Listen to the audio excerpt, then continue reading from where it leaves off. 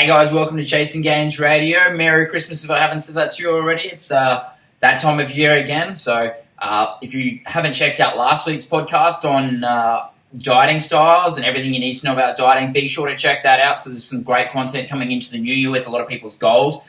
Following in that trend, we've got an amazing guest today who's going to be talking about competing. So coming into the new year is the best time to start your preparations for doing your first comp, doing another competition. If you're looking at doing bodybuilding, physique, no matter what the category, now's the best time to kind of set your goals and be able to work towards that process, because it is a kind of a long process to be able to achieve that outcome. So we're going to be going through all the common questions about competing, who competes, who shouldn't compete, how to avoid bad coaches, what is a good coach, all this kind of stuff. So we're talking with Jason Woodforth, the head of INBA Queensland. He's going to be talking about their federation, all the other different federations, what categories you should do based on your body type, and everything around competing based on that. So it's going to be a great podcast. It's nice and quick, so be sure to listen right to the end and enjoy the podcast.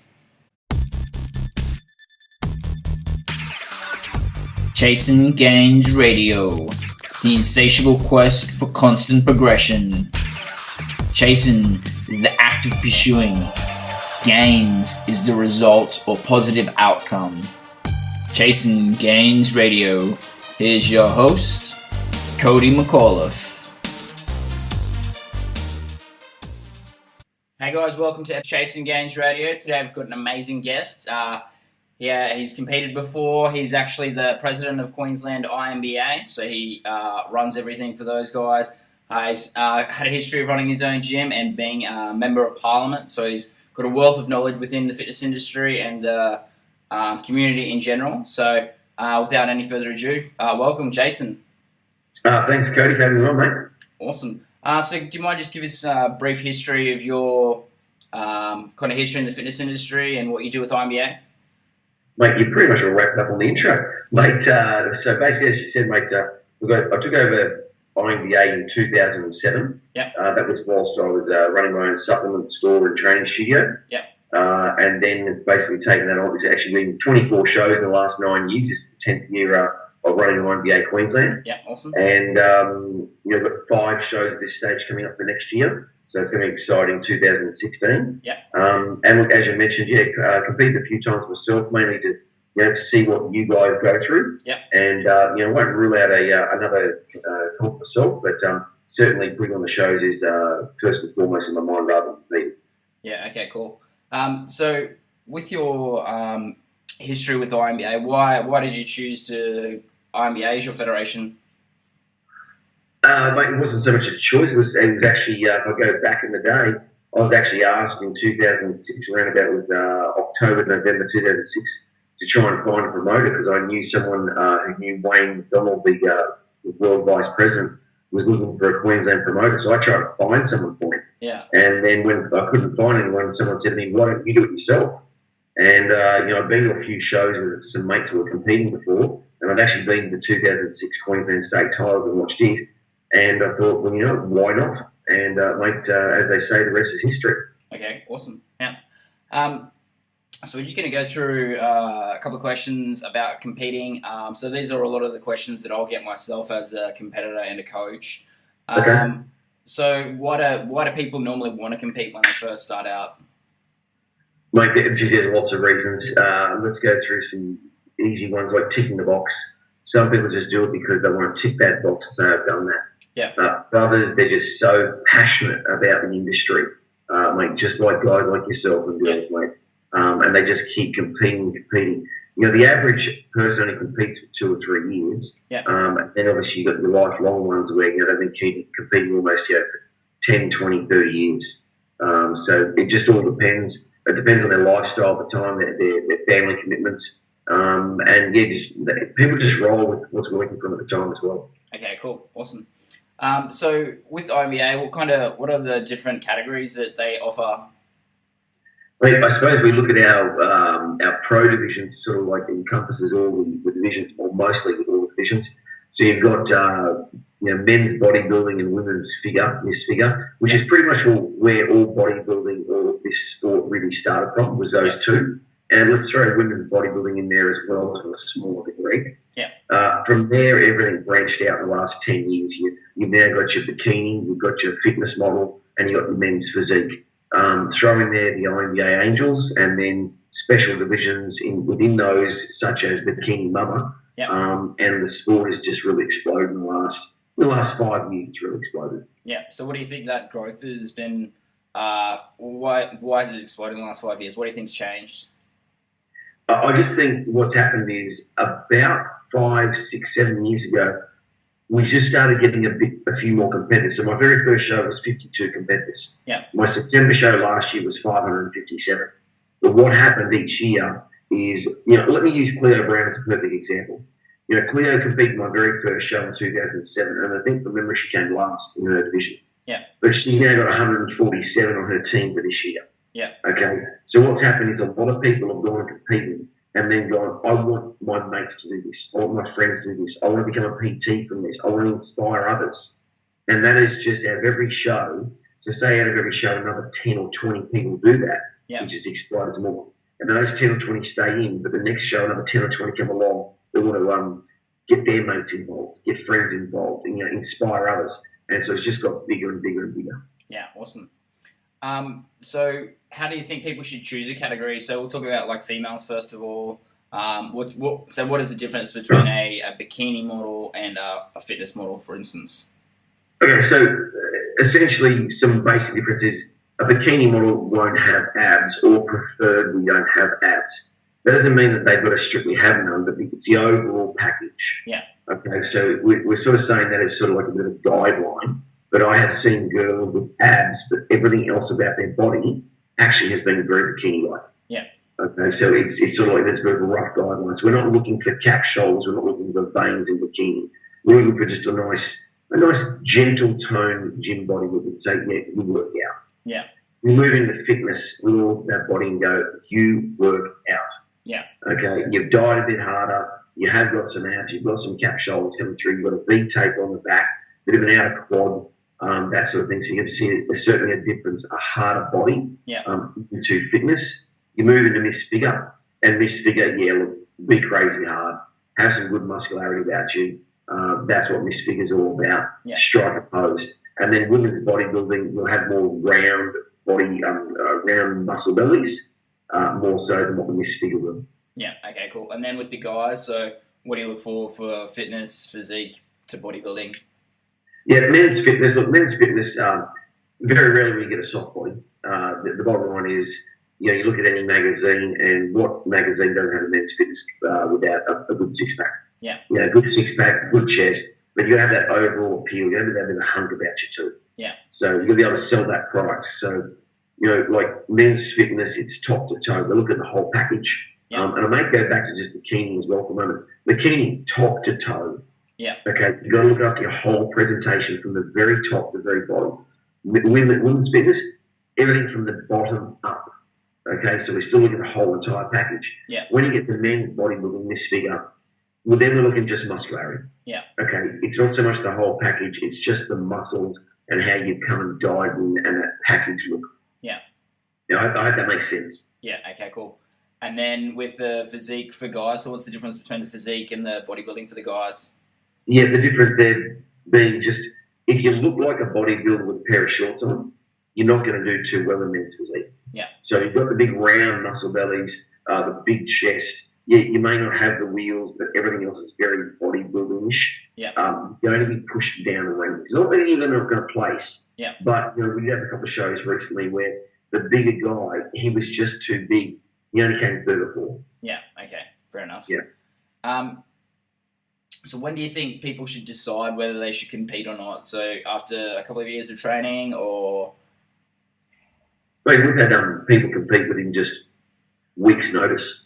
It depends the sort of muscle you're carrying, the body fat you're carrying, what division you're going in. Is it that a division that you're basically prepared for 24/7? Yeah. Or do you need 24 weeks to compete? Yeah. Like we've got people who are getting ready now for the April and May shows. Yeah. And then I'll have other people who are just freaks of nature who will get ready in March. Yeah. So it all just depends on what you're going for, which division you're going for, and how long you need to prepare. Yeah. Okay. Cool. And then what about so first time competitors? When is a good time? Can they start doing it within their first year of training, or do they need to do like a couple of years of training to build it up? Or No. Again, it depends. I mean, like I've seen competitors in just the space of weeks, weeks and months, go from that very ordinary look to go, what just happened to your body? Yeah. Well, I decided to pick up a weight, and this is how I responded. Yeah. I've seen girls in particular really respond amazingly within 6 months of not weight training and then weight training, and they were just their body was just waiting for them to pick up a weight. Yeah. Okay. So it all depends. Everyone's different. Yeah. Awesome. So one of the common questions I get from girls is when the winners, they always tend to think that winners have fake boobs. Is that true? Wait, you've only got to go check our posters out over the last 5 years. The number of bikini girls and fitness girls have no boobs. Yeah. It's far from a must. It is not a must whatsoever. Yeah. It's just one of those questions that I always get, and I always just laugh. Yeah, well, like I said, go back to my Queensland poster last year, the Vegas poster. Girls with no boobs on the poster. Yeah. Another question I get mainly from the guys are the competitions with INBA and other ones really drug-free? But we're not like any other sport where, and let me throw world cycling out there. NRL, AFL, there's not a code out there that doesn't try and catch the cheats. Yeah. Okay, we're not immune to it. We do our best. We test every single show all around Australia, and we do our best, just like NRL, just like cycling. There will always be those cheats out there, but what I do say is don't compete or not compete because of it. The first thing you should be doing competing-wise is because of you. Yeah, definitely. And when you go and compete again, it's because of you trying to do better than you. Yeah. And I've competed before, as you mentioned, and I came out of 9 last year at the Sydney Nationals. I didn't place top 5. Yeah. I didn't care. I was in the best shape of my life. I don't know who placed in front of me. I don't know a single name, and I don't really care.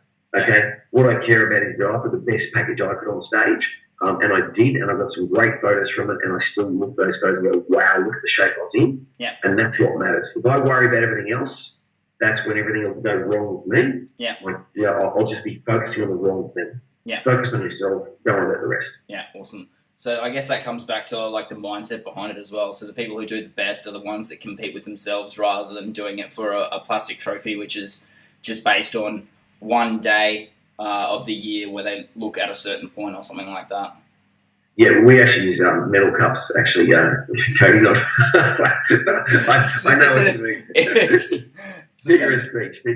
Yeah. But that is so true, is that if that's all you're after, maybe you're competing for the wrong reason. Yeah. Okay, you've got to compete, to inspire others. Yeah, definitely. You have no idea how many people you guys and girls are inspiring. Yeah. Okay, and that's why the sport's growing, is because you really do inspire so many thousands upon thousands of people. Yeah. And then we get a few that compete from it. Yeah. Okay. So do that first. When you get up a second time, go, okay, what do I need to change? And don't use excuses of he's on this or she's on that or this or that or anything. Yeah. Just compete about you. Okay. And the rest will follow and the rest will happen. Yeah. Yeah. The amount of messages I get from people that I haven't spoken to like in years saying that they've just been following my journey through competing. And it's inspired them to improve their health and fitness. It just makes a world of difference. Beautiful. That's what matters most. Yeah. So about like the competition day, do you want to run through kind of how it all works on the day? So backstage and everything like that, how they're going to feel. Yeah, mate, it's I always have said for many years it's like 500 weddings in one weekend. It's the end of a journey. It's the end of a journey, and there's the cameras, the lights, the video, the hair, the makeup, the nerves, the excitement, and just one thing I say to it: it's not like your wedding day, so don't turn up late, okay? Because that will end in tears. Yeah. All right. So be ready early. Yeah. And understand that the day can go slightly not the plan as the times we put down. We are the only federation that puts down times, and we're the only federation that runs pretty much within, 1 minute to, I've had one mistake in 9 years where I ran an hour over. Yeah. Other than that, we're within about 30 minutes every single time. Yeah. But just allow it, things do go not always to plan, and so just be prepared for us to run early. Yeah. So be prepared for us to run late. And either way, I've gone backstage sometimes and gone, especially the year we were running an hour late, I'd go back there and people just go, mate, that's cool, you're letting us know. No dramas. Yeah. Those people did well. The people were just going, you're running late, you're running early. They're panicking, their head is not with it. Yeah. They don't do well, they get on stage because they worry about things that were out of their control, but they knew that could possibly happen. Yeah. So it's just going, okay, so 20 minutes ago you said 20 minutes, but it looks like another 10. That's all right. I'll do another 20 push-ups. I'll be good to go. Yeah. Excellent. Train on touch my tan up a little bit. It's about how relaxed you can be. Yeah. Will be the difference on stage. Yeah. Awesome. So in regards to the preparation for the day, then is there just one specific way people can compete, or is there different ways people can do it and different methods? There is 1,000 methods. On my stage, I reckon we've had, for all the people who competed over the last 10 years, let's call it 3,000 or 4,000 of them. Yep. I reckon there's been 2,000 different diets, 4,000 different training programs I've used, and they've all come on there and shine. What matters is eating clean, eating right, not starving yourself, understanding you don't starve yourself, understanding that there is some basic nutritional principle guidelines to go by, but also when you train hard. Yeah. That's pretty much what it comes down to. If you train soft and you eat only right every once or twice a week, well, guess what? It's not going to happen. Yeah. Yeah, so that importance about that consistency, I guess, is the key point. So. 100%, yeah. So with competition prep, there's a tendency for some people, especially the girls, to add a bit of weight after the competition. Do you have any tips for avoiding that kind of post-competition weight gain? Because they've gone as hard as they can basically to a point in time, and then after that it's kind of more of a free-for-all. So the analogy I talk about is it's like in a speedboat, so they're doing as fast as they can, and then as soon as they stop, all this backwash kind of comes past them and catches up to them because they've been basically just driving until that point. Do you have any tips for overcoming that? Yeah, have a plan B competition in regards to another goal set. Yeah. It may not be a competition, but next year in season A, we're looking at 3 shows. Yeah. So somebody does all 3, or whether they just pick one. What's your thing after the 3 shows? Do you then have sort of like a tough mudder to go into? Yeah. Do you have a push-up competition you want to do later on? This competition, that competition may not be as serious as jumping up on stage, but something that says, I'm just going, this is just my ongoing. Yeah. Nothing's changing. Is it hooking up with a new bunch of training people that basically go, well, hang on, this is how we live day in, day out. Yeah. So nothing really major changes. Yeah, look, I'm going to add a few kilos, but it's only going to be because I'm going to just increase my diet to 3 or 4 cheat meals a week, not 34 cheat meals a week. Yeah. Up from there 1 or 2. Yeah, cool. So is competing healthy then, or is it damaging to your body in any way? I believe, and looking at some of the best athletes who just keep coming back time and time again, the fact that I've done it 3 times myself, is it is healthy. It's certainly healthy if you do it the right way, and if you feel you're not doing it the right way, you just go and find another coach. Yeah. If you're not gelling with the coach you've got and you think it's wrong, well then maybe it is, and ask some questions, ask around. But definitely, if I look at some of the top athletes, the Tim Martins, the Michael Waddingtons, Trevor Hooney's, Kyoshi Moody, Jeanette Kane's, there's so many of them just compete year in, year out, and they're fine. Yeah. They're fine because they're doing it right, and they get back into shape, they put a few kilos on, get back into shape for stage, and it should be very easy to do. Yeah, awesome. So do you think having a coach is important then?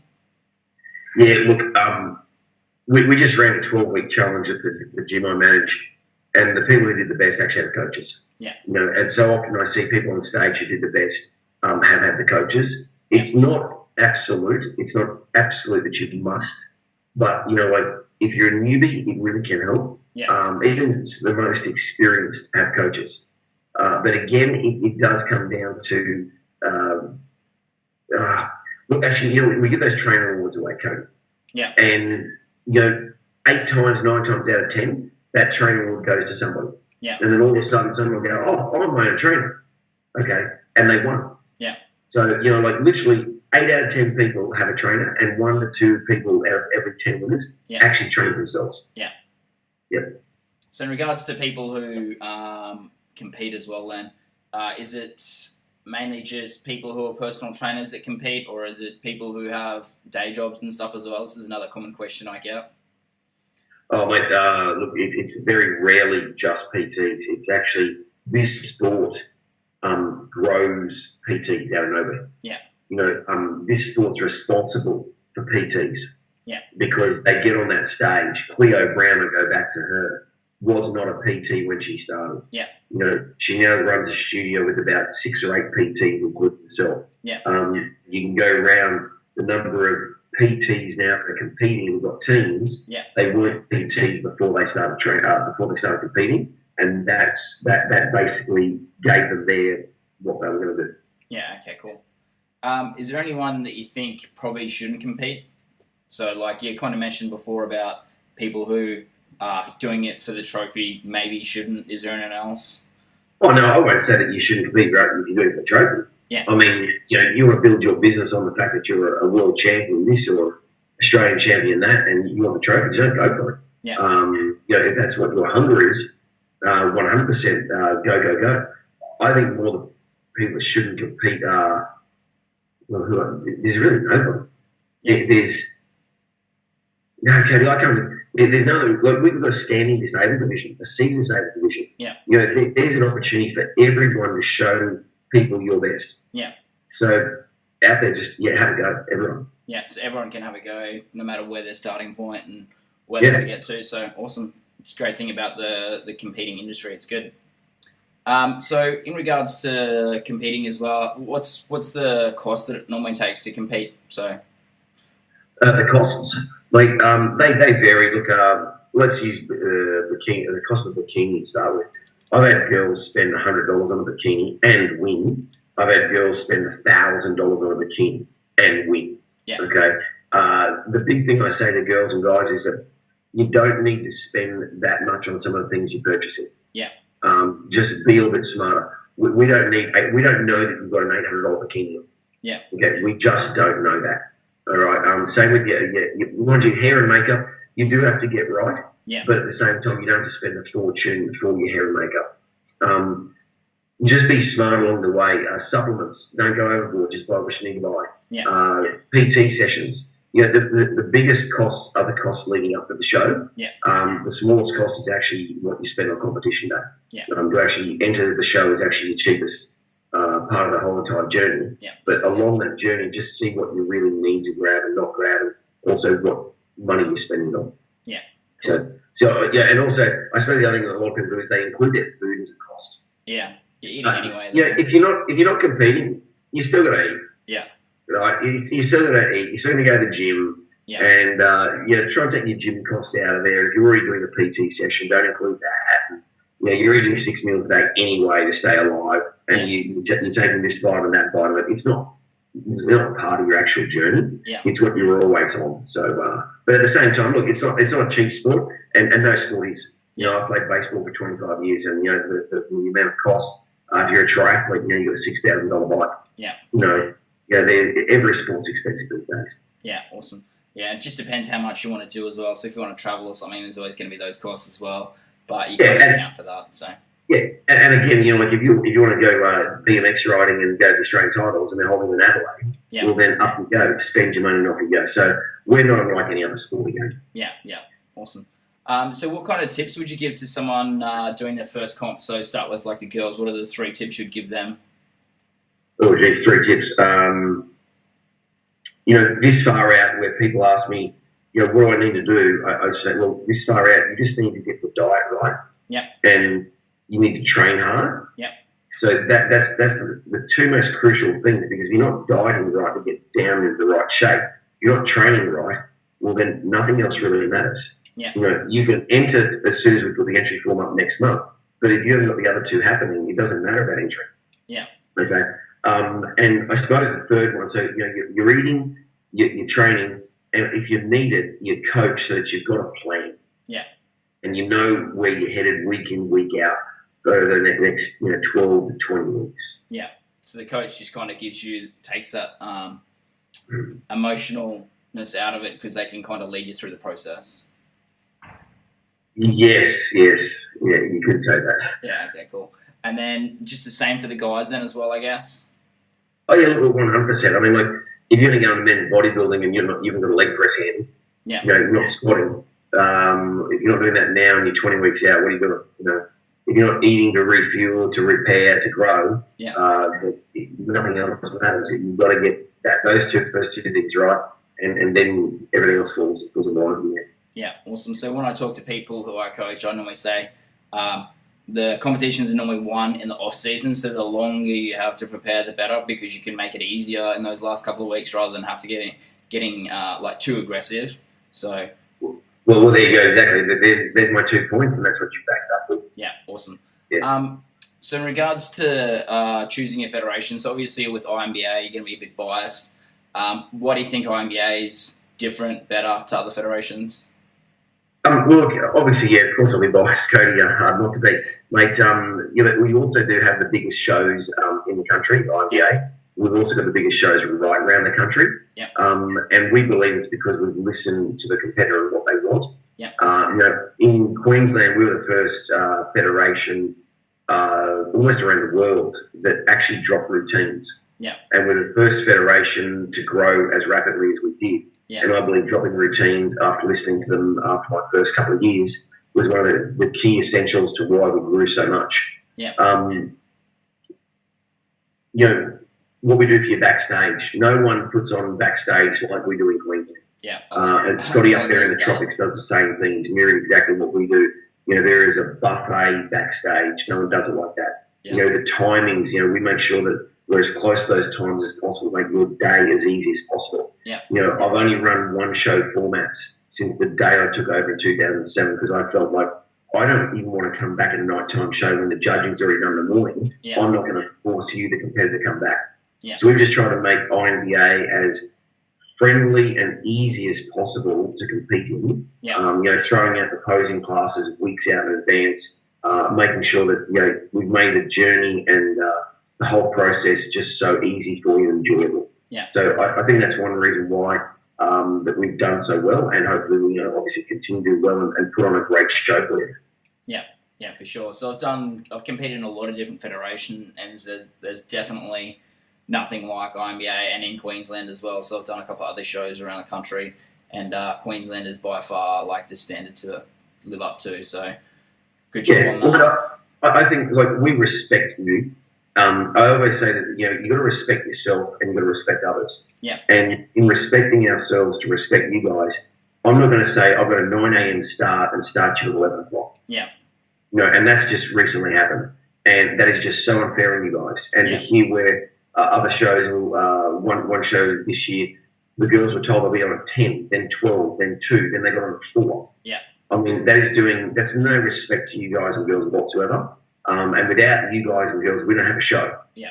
So, and I've just had 2 appointments yesterday where I went along and just listened to what I need to think about 2016 from competitors and some trainers.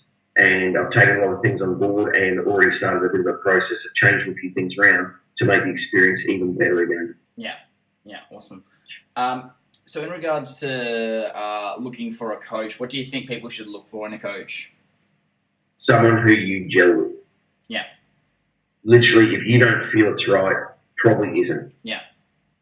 Mind you, if you're just being lazy and can't be bothered with putting the extra 2 or 3 reps in, well, you probably are the problem. But, if you're not gelling with them, just go with someone that you feel like you're almost like a partner. Yeah.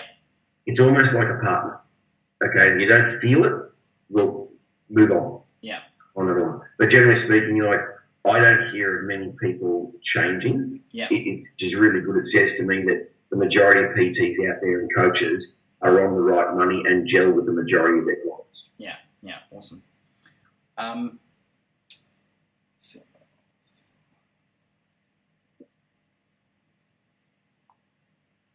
think that's almost about it.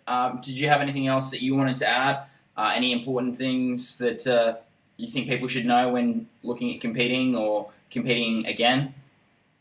Yeah, look, when you get on that stage, that's where it really matters. You've done all the hard work, and I've seen people jump on stage and just blow it all. Yeah. Just They get on stage and they don't even realise they're on stage. Yeah. They get off the stage and go, how do I go? I said, do you realise that you stuck your tongue out the whole entire way? And they go, what?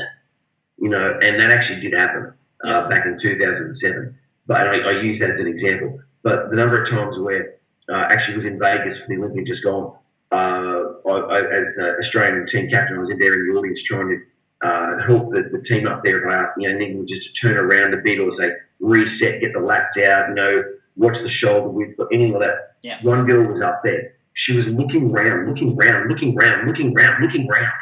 I'm like, here, you got to look here, focus here. At not one time did she look at the judges. Yeah. At not one time did she look at anything, and it reflected in her posing. Yeah. You know, you've got to be aware of what you're doing and being able to just nail that posing, because it's so important that you're not doing something different on stage that you weren't doing in the posing classes. Yeah. You know, this year I had a few guys that were great in the posing classes, and they got on stage and they were just different. And we were like, whoa, hey, what are you doing? You know, you squat. And I know you're putting your hand up there, Coach, and actually I wasn't thinking of you at the time until I started going, hang on, Coach, one too. But that's the important part. When you get on that stage, understand what you did in front of a mirror, and maybe that's a point as well. Don't always train in front of a mirror. Yeah. You know, have someone watch you do exactly what you just did, not in front of a mirror. So that when you get up on stage, you are doing what you were doing in that practice studio. Yeah. Okay, that's the biggest thing.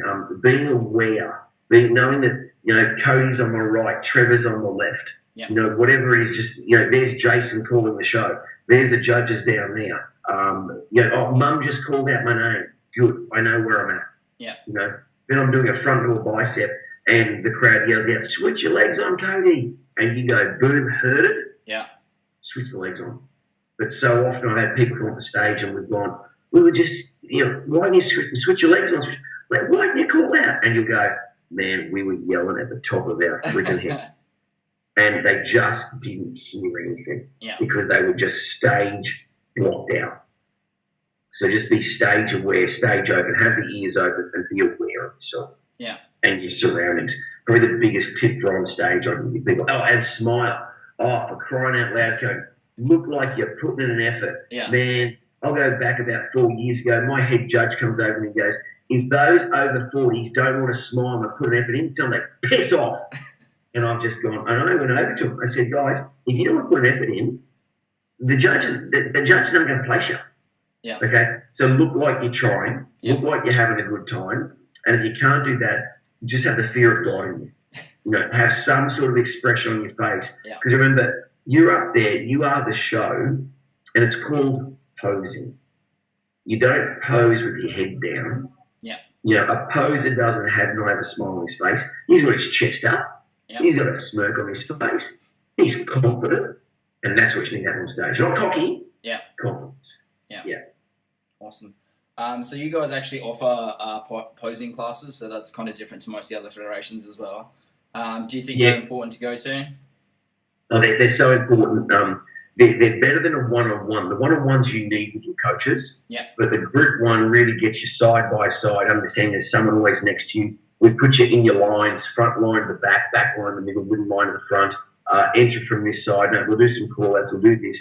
We do it really like the comp day. Yeah. And, you know, it is, I can't remember the last time I've ever heard, I got nothing out of that. Yeah. You know, like you always get something out of the group sessions, and then you take it back to your posing coach and say, well, they're doing this on the day. How about we do this and this? But that doesn't mean you don't need your posing coach. Yeah. It just is a really different way of showing you what happens on the day. Yeah, awesome.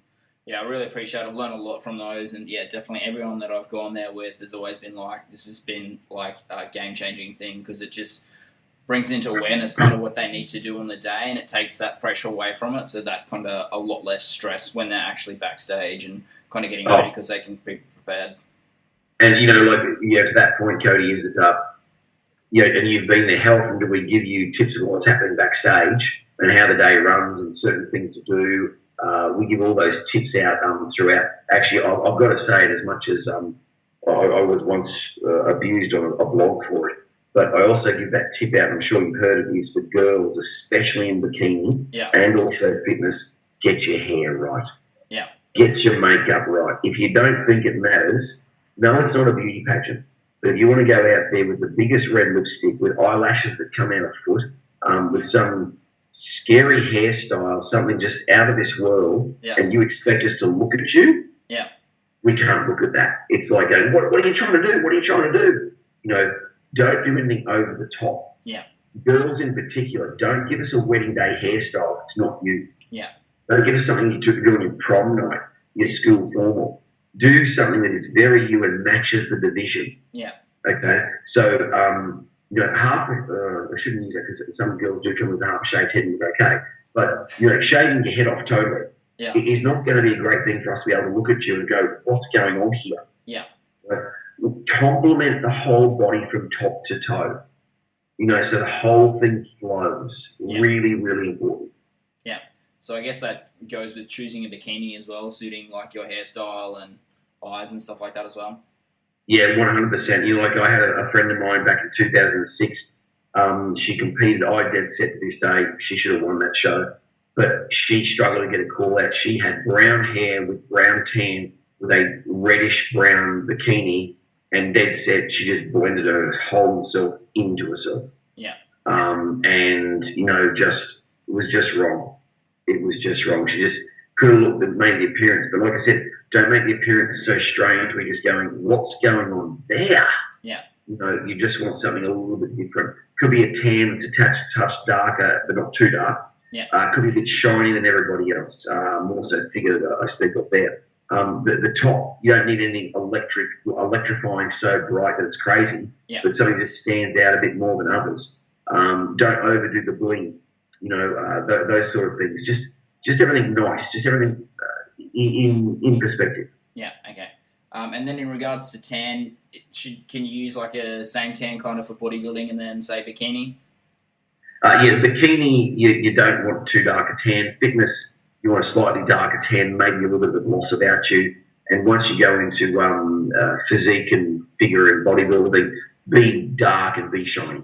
Okay, cool. Awesome. Thanks for the tips. Yeah. No. Is there any other things that you kind of want to add in that you think people should know? Number one, have fun. Have fun. Yeah. Have fun. Yeah, if you're not having fun, don't do it. And there's a number of, again, people get off there.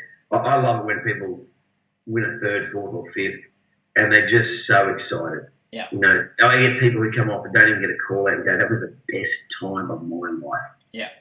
And that's what, for me, it's all about. When, you know, like trophies are good, like we speak about. You know, it's okay to hunt trophies, but at the same time, if you're not having a good time, the trophy's probably not going to be as enjoyable in the first place. You know, you just got to be out there having a great time. Yeah, awesome. Definitely agree with that. It's all about having fun. Yeah. Awesome. So that'll be it for today then. Thanks for taking the time out of your day to be able to answer all these questions and kind of put people's minds at ease about competing. When's the first INBA comp for next year? So we're looking at 5 shows next year, the first one being April 17. Yep. We're yet to announce the style of show, but look, let me probably put it out there because it's most likely going to be the case. It'll be a rookie show. Yep. A rookie show being 4 shows or less. Yep. And then we'll go into the Tropics, which will be the 23rd of April. May 7th, May 14th to 15th will be the big Brisbane Classic over 2 days. Yep. And then May 29th or June 5th, we're just waiting for venue confirmation. We'll have our first all-female show, which will, do I let the cat out of the bag of what we call it? It'll be called the INBA Miss ... So that's already in place. So I just probably won't let the cat out of the bag just yet there, Cody. But major sponsor already locked in, on board, and super excited about that show. Awesome. That's awesome. Couple extra shows in there, so that's good. Thanks again for giving up your time today. And it's always good to spread the word and kind of help inspire other people to improve their health and fitness through competing as well. So thanks again. Mate, no problems at all, mate. Just all the best for yourself, mate. You've had a great year. You've really grown as an athlete. And what you're doing here is just superb, mate. So all the best to you, Pete. Awesome. Thanks, mate. No, buddy. See you, mate. Hey, guys. Thanks for listening to Chasing Gains Radio. Amazing episode, especially coming into the new year. Going to have a lot of people working towards goals of competing. So we've had some great information on everything to do with competing from Jason. So if you're looking at competing for the first time, I highly recommend actually getting a coach to be able to help you through that process. So I actually do offer comp prep services as well. So I have some of the results I achieved last year. I got overall champions in 3 different categories, so physique, fitness, and bikini, and had 2 pro cards awarded to my clients as well. So got some great results last year. So I'm looking forward to working with some amazing people again in the next 12 months to be able to get them amazing results. If you're looking at finding out more information about that, just go to my website, chasinggains.com/comp-prep, or check out, or just send me an email directly at cody@chasinggains.com. Highly recommend just talking to someone who's actually done competing before, because it's not very obvious what you should be doing as well. So a lot of people will go into a competition where they're doing massive amounts of exercise and on low food already, and then start dieting down. That's not obviously the most effective way to be able to do it. You want to have someone be able to teach you that you want to be on the least amount of exercise possible and the most amount of food possible before you start dieting down. That way you've got like kind of wiggle room to play with. If you're doing really low calories at high exercise, like 20 weeks out, then you've got no room to be able to move and be able to get results from. So it's very simple, but not obvious what you need to do for comp prep. So I highly recommend getting a coach to be able to walk you through that process. So thanks for listening. Got some amazing guests coming in 2016. Really looking forward to getting some amazing content out there. So we're doing a lot more stuff on dieting, nutrition, everything like that in the coming months. 2015 was a great year for me and my clients. So really looking forward to 2016, helping even more people and getting even more content like this out there to be able to help improve the fitness industry. So really looking forward to it. And if you haven't checked out last week's podcast on dieting styles and what's an effective and ineffective dieting styles, be sure to check that out, because there's going to be some great information on people who are looking to compete or just get some results in the gym. Highly recommend checking out that podcast with Joey last week. Be sure to check it out. See you in 2016, guys. Thank you for listening to Chasing Gains Radio. Be sure to use the Chasing Gains Radio hashtag on all social media. If you have any questions, queries, or comments about the podcast, use this hashtag. Thanks again for listening to Chasing Gains Radio. Be sure to share and like this podcast to help spread the Chasing Gains movement.